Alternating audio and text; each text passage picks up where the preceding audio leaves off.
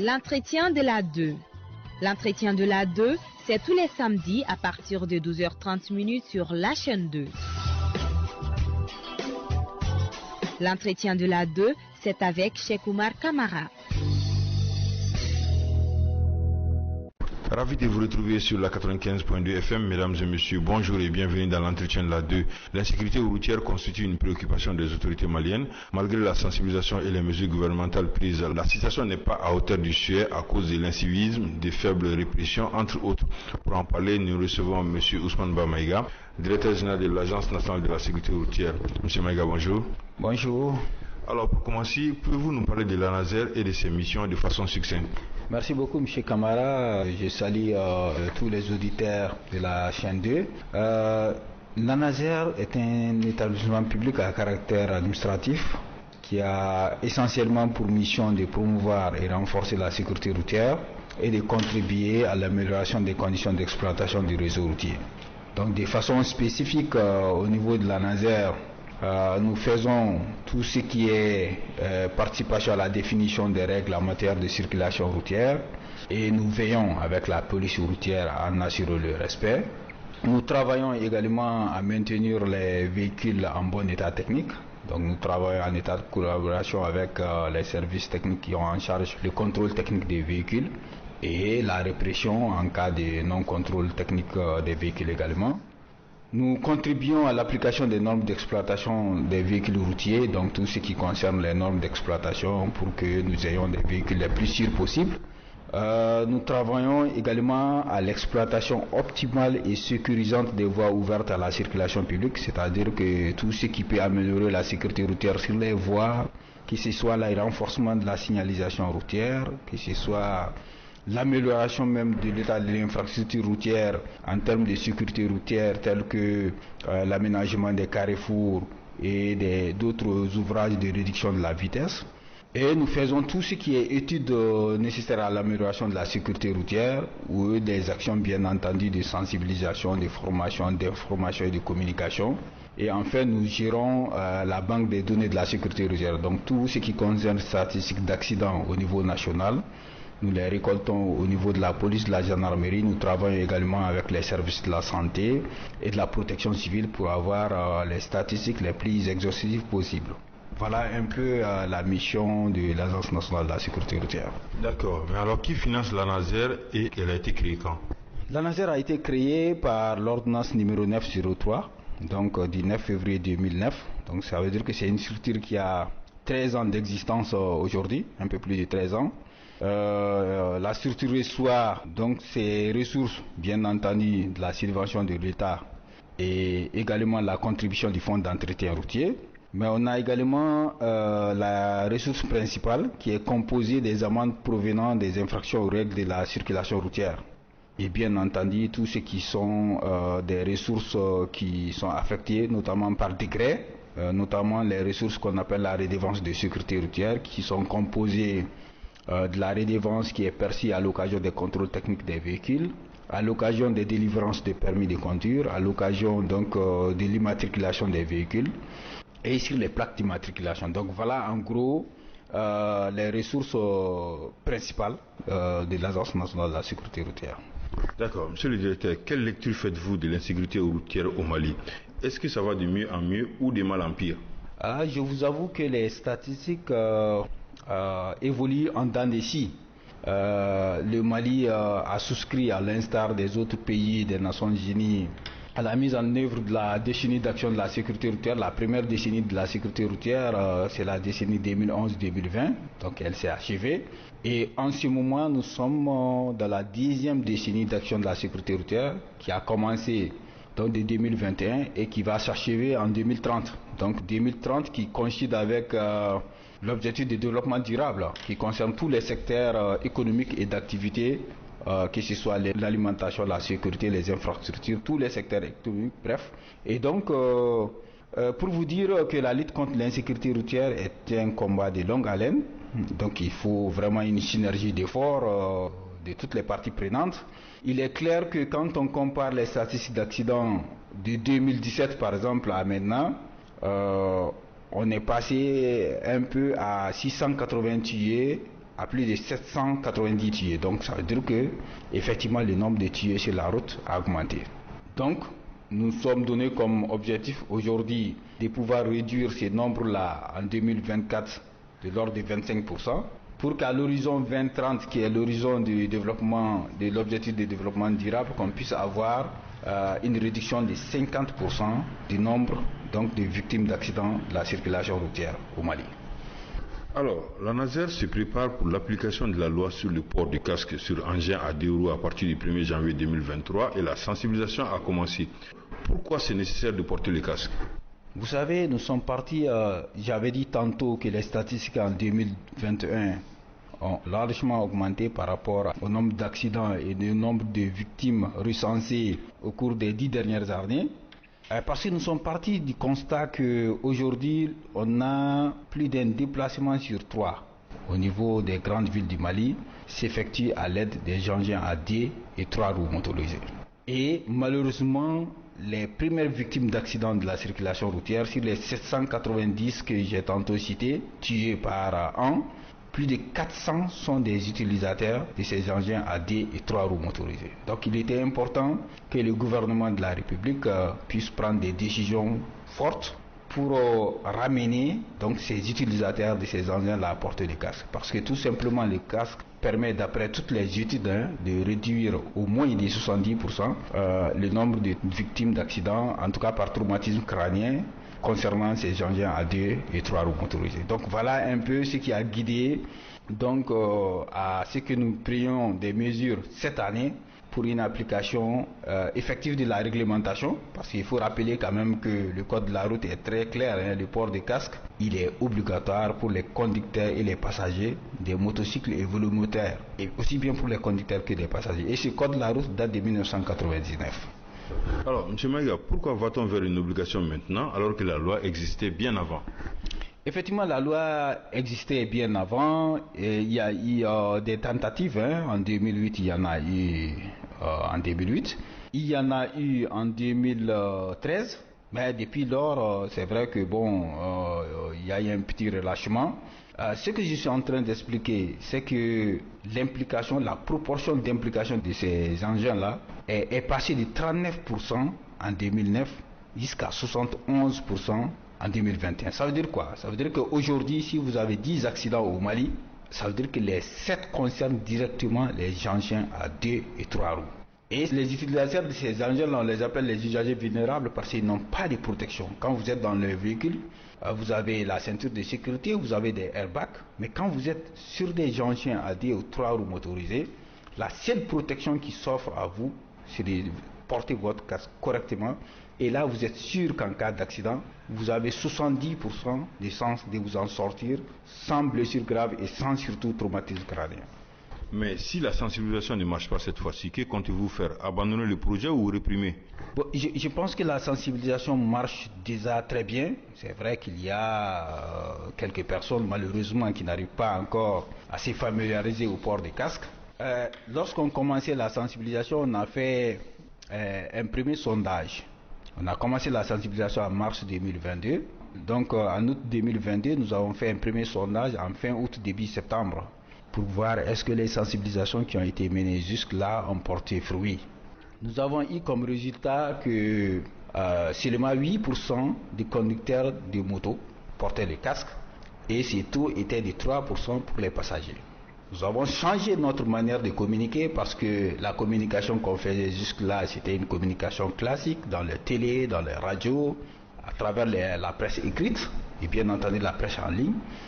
Aujourd'hui, nous avons changé, nous sommes allés vers la communication digitale, un tout petit pour atteindre le maximum de personnes vers les réseaux sociaux.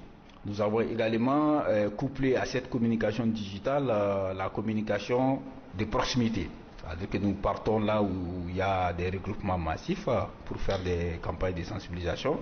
Et récemment, c'est-à-dire que en fin octobre, nous venons de faire un autre sondage à Bamako, à Kaï, à Koulikoro, à Mopti, à Ségou, à Sikasso. Donc nous avons fait un second sondage qui a révélé qu'aujourd'hui, 16% des conducteurs portent le casque et contre 7% des passagers. Donc ça veut dire que nous avons doublé déjà le taux de port de casque en moins de 2 mois.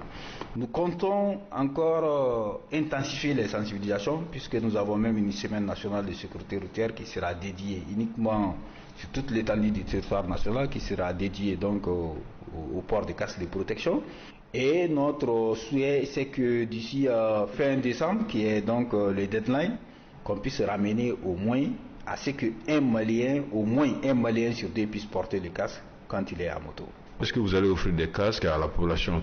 Pour être clair, la moto, elle coûte 400 000, le casque, le prix moyen d'un casque, c'est à l'ordre de 12 500. Donc, c'est pas une question de cherté d'abord, c'est une question peut-être d'acceptation et d'adhésion même au port des casques. Ensuite, la seconde chose qu'on a faite, c'est que quand on a fait les sondages pour regarder le taux de port de casque, parallèlement, nous avons également fait le sondage pour voir si le marché est suffisamment approvisionné en casques.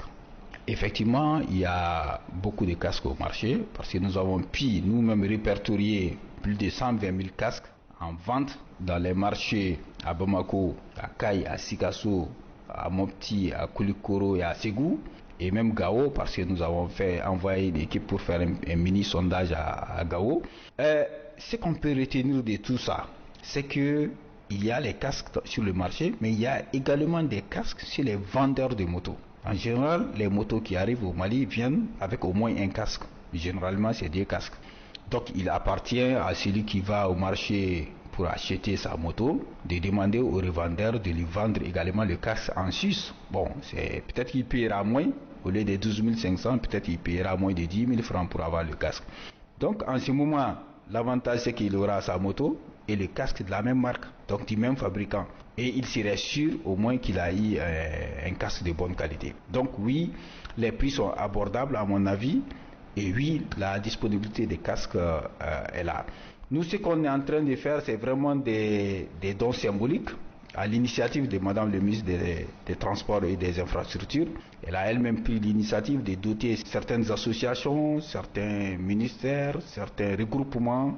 Elle a pris l'initiative de les doter en casque. C'est une mesure de sensibilisation, mais c'est une mesure d'incitation au port des casques. Donc c'est vraiment des remises symboliques qu'on fait de l'ordre de quelques centaines de casques par regroupement. Et ça, c'est vraiment une initiative de Madame le ministre des Transports et des Infrastructures. D'accord. Alors, vous avez parlé de la semaine de la sécurité routière tout à l'heure. Cette semaine de la sécurité routière, c'est quand et quel est le thème retenu cette année? La semaine de la sécurité routière de cette année se déroule du 21 au 26, donc la semaine du 25 au 26 novembre 2022. Et le thème retenu, c'est vraiment, comme je l'ai dit, le port des casques de protection. Mais nous avons associé à ces thèmes la limitation de la vitesse. Parce qu'en réalité, quand on fait un accident, les facteurs aggravants, et même la cause des accidents, et les facteurs aggravants, c'est vraiment l'excès de vitesse. Donc même si vous portez le casque, et que vous êtes en excès de vitesse, vous avez encore plus de risques d'avoir des traumatismes crâniens que quelqu'un qui porterait un casque et qui quand même respecte les vitesses réglementaires. C'est-à-dire quelqu'un qui porte un casque et qui circule à moins de 50 km/h dans les villes. Il est sûr qu'en cas d'accident, il est à 99% de chances de s'en sortir sans problème. Mais quelqu'un qui porte le casque et qui circule à 100 km/h, donc au-delà des vitesses réglementaires autorisées, ça veut dire qu'il a moins de 50% de sens, parce que le casque aussi a une certaine force qu'il ne peut pas supporter. Donc c'est pourquoi nous avons associé les 2 thèmes pour en faire un seul global, respect de la limitation de vitesse et port de casque, et on a écrit que c'est vraiment ces 2-là, c'est une nécessité vitale. Alors, M. Mega, sur un autre plan, quel défi l'ANASER se doit de relever à l'ère du numérique? Justement, on a compris qu'aujourd'hui, tout ce qui se passe, en tout cas qui est adressé à la jeunesse en général, il faut aller poster sur les réseaux sociaux. Donc c'est ce qu'on a compris, c'est pourquoi on a changé même notre approche de communication récemment, en faisant plus de communication digitale.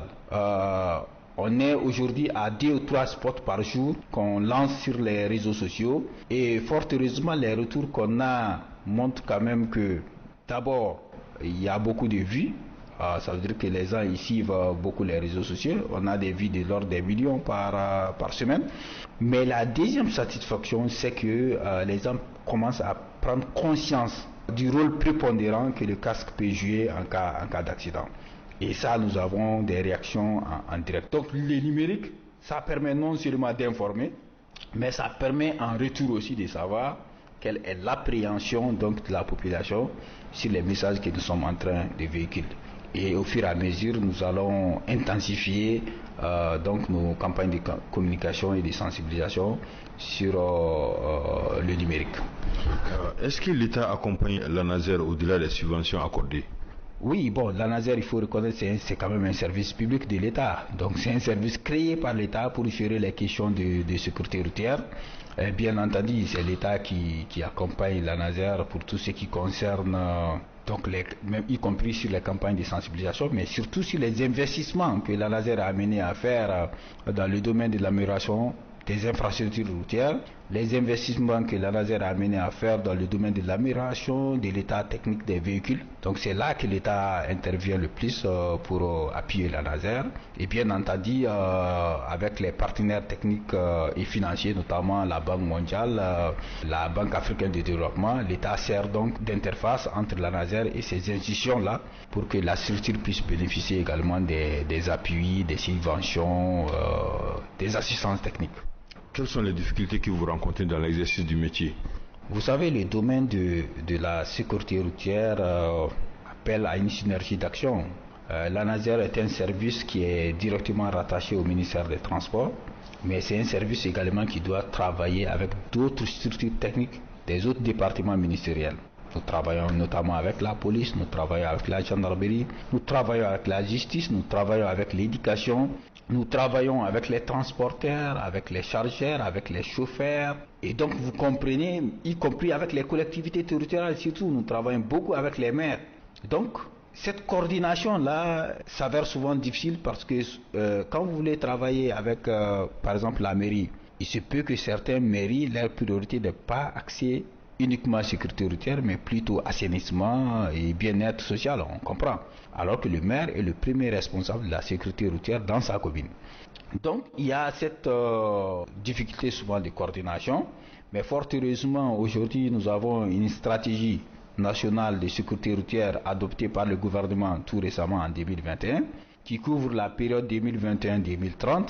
Dans laquelle stratégie nous avons voulu mettre une synergie de coordination entre tous les services, et cette stratégie est évaluée au plus haut niveau, d'abord au niveau ministériel et plus tard au niveau de la primature, parce que nous sommes en train de créer le comité interministériel de sécurité routière qui va être présidé par le Premier ministre. Et donc je pense qu'à la faveur de toute cette coordination au plus haut niveau, on aura vraiment une synergie d'action et donc on aura moins de problèmes sur le terrain quant à la mission de coordination des uns et des autres.